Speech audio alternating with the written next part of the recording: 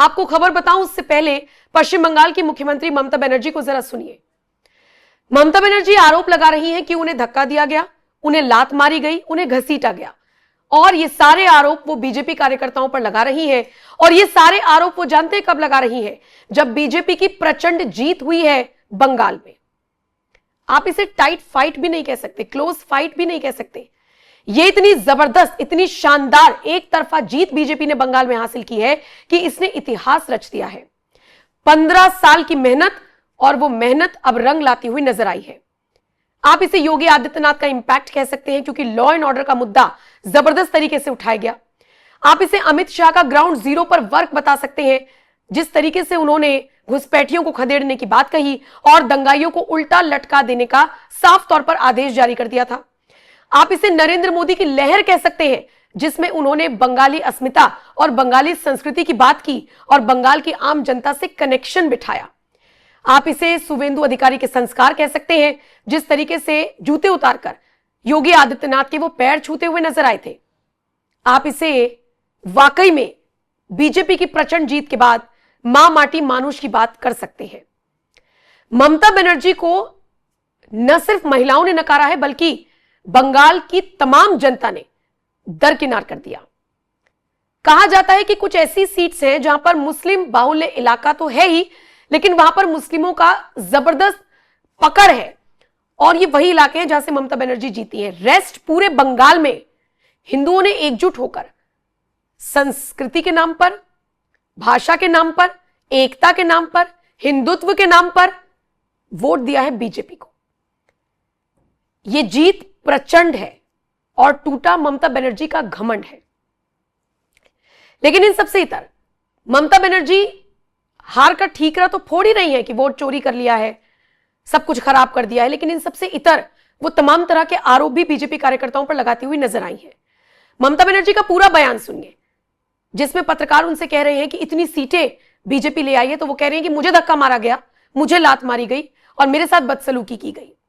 ममता बनर्जी के ऐसे कई चाहने वाले हैं जो ममता बनर्जी के साथ हुए इस कथित व्यवहार को गलत बता रहे हैं।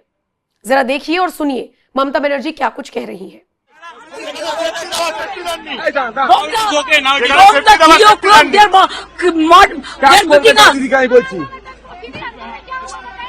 मेरे को पूछा, मेरे को लात मारा, सीसीटीवी ऑफ कर दिया, हमारा एक एजेंट को घुसने नहीं दिया, हमको भी।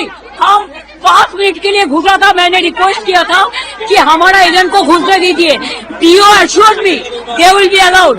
After that he is not available. Nobody is available. But I complained everywhere. Touch করবেন না দিদিকে।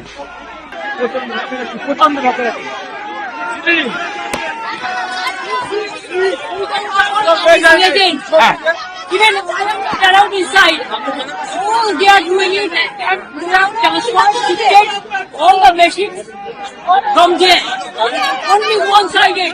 Even they didn't allow me to. You see the CRP. গায়ে হাত দেওয়া হয়েছে। ধাক্কা দিয়েছে, মেরেছে CRP এর সামনে, আর পুরো বাইরের গুল ভর্তি করে রেখে দিয়েছে। আমি ক্যান্ডিডেট আমাকে ইলেকশন ঢুকতে যাইনি।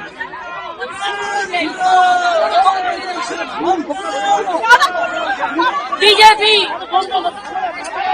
এরা হচ্ছে দানবিক পার্টি। 100টা সিট লুট করেছে, 100 more than 100 seats they looted and cheated, and this election commission is a BJP commission. Time to time complain lodge করেছি, ইভেন মনোজ আগরওয়ালকেও কমপ্লেন লজ করা আছে। I get my complaint from the I complained DO, I complained CO West Bengal, even I sent all the SMS to Manoj Agarwal, but they are not doing anything. Even they didn't allow me. You see my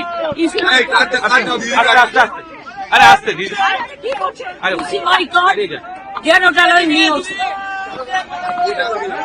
Do you think it is winning? It's a immoral victory, not moral victory.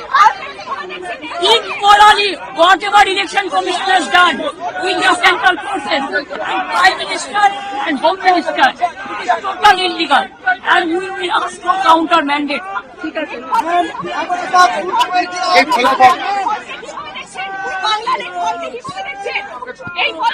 এটা জোর করে force শুরু করেছে SIR থেকে শুরু করে atrocities থেকে শুরু করে কাউন্টিং থেকে শুরু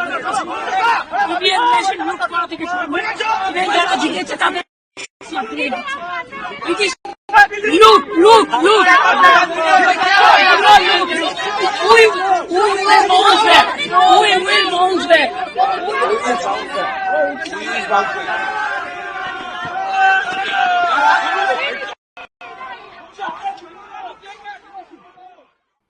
अब एक तरफ ममता बनर्जी ये सारी बातें कह रही हैं, दूसरी तरफ उनके भतीजे अभिषेक बनर्जी का वो बयान वायरल हो रहा है जिसमें वो ये कह रहे हैं कि अगर किसी को लगता है कि ईवीएम हैक हो सकती है तो सबूत पेश करे चुनाव आयोग के सामने। यानी अब आप हार गए हैं तो आपका नैरेटिव कंप्लीटली चेंज हो गया है। अब आप हार का ठीकरा फोड़ने से लेकर विक्टिम कार्ड तक सब कुछ करेंगे। और दूसरी तरफ हम देख ही रहे हैं कि पुराने स्टेटमेंट्स भी वायरल हो रही है। मतलब जहां जहां आप जीते वहां वहां ईवीएम ठीक, और जहां जहां आप हारे वहां पर या तो वोट चोरी हो गई या किसी को वोट नहीं करने दिया, या तमाम तरह के जो भी आरोप लगाए जा रहे हैं।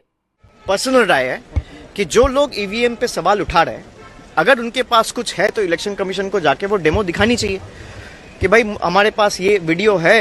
क्योंकि इलेक्शन कमीशन ने वो सबको बुलाया था और मैं इतना दिन से चुनाव जमीन पे करवाता हूं, मुझे लगता है आप अगर ईवीएम रैंडमाइजेशन के टाइम ठीक से काम करेंगे और बूथ पे जो लोग काम करता है वो मॉक पोल के टाइम पे भी आप अगर चेक करेंगे, उसके बाद काउंटिंग के टाइम पे आपका 17C जो फॉर्म होता है जिससे बैलेट यूनिट कंट्रोल यूनिट मिलाया जाता है, वो अगर ठीक से चेक करेंगे तो मुझे नहीं लगता है कि ये जो एलिगेशन है इसमें कोई सब्सटेंस है।